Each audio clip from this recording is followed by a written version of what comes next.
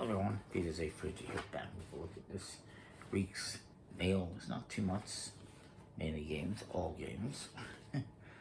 First, I got some little one-size games here from Buttonside Games, link will be in the description. And the first one's actually not a game, but it's an expansion for Tallmunchkin by Elizabeth Hargrave, which is a set collection game with flowers, and this just adds 3D expansions, new cards. It's a complete expansion collection. Then there is Forest Sky by Scott Allen Chris's. I don't know how you pronounce the last name, but it's a real set collection type game with birds, drafting and set collecting basically. And then we have Fruit State Island by Scott Allen, which is a little game all about nature. You're gonna have cards in a 4x4 grid and different cards, different numbers, and basically different types of animals. Eat different types of animals, and you're trying to have as many animals get eaten by predators, so it's kind of interesting, a bit challenging. And then I have another game here. I don't know who designed this, I didn't write it, but it is The Walking Dead Surrounded. And I also got the expansion for it, Under Seeds. And this is based on Walking Dead, based on the comics, not the TV show, I would imagine. And it's all about playing out cards onto the table, alternating between locations like this and survivors. And infected, basically, or walkers, I should say. And yeah, it seems kind of interesting. Then I have a few more games here that I got from a sale on Board Game Geek. First one is a game that I just happened to add on because he had it, and I thought it sounded kind of interesting. It's a very flimsy box, unfortunately. It is Czech, inspired by chess. It's basically kind of a chess game for cards, with cards, by a company called Red Free Games, which no longer exists. From Alan and Peter Biggs, came out in 2003.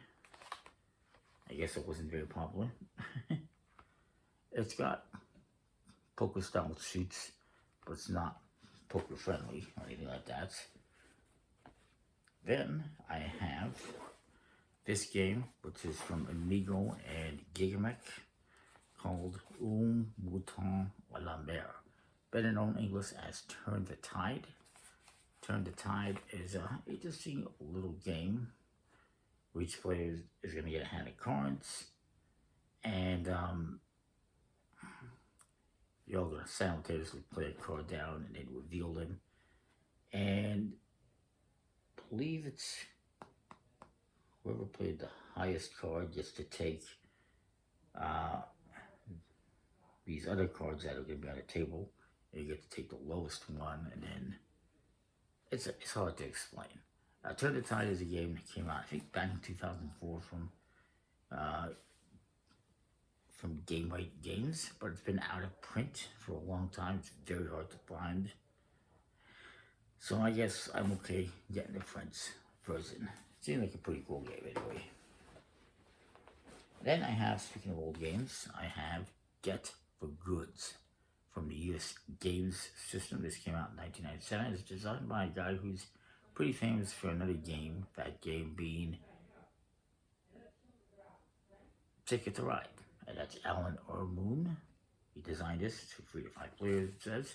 And it's a little set collection game where you have different types of things like luxurious goods like art, real estate, yachts, casinos, oil wells, etc., etc. Whoever has the most of each of these different types of things, and the second most during different scoring periods in the game, will score points. Whoever has the most points at the end wins.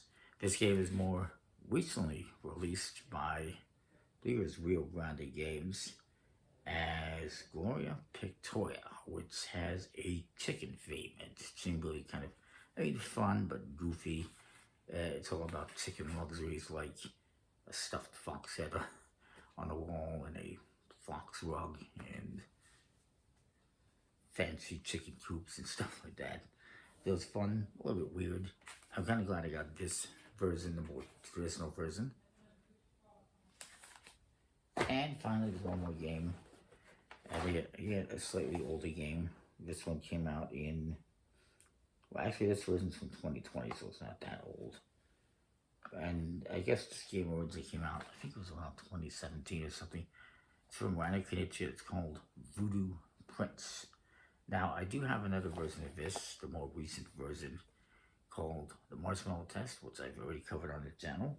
This one, unfortunately, is the Japanese version from Suki Games, so it's in Japanese, but it doesn't affect the game.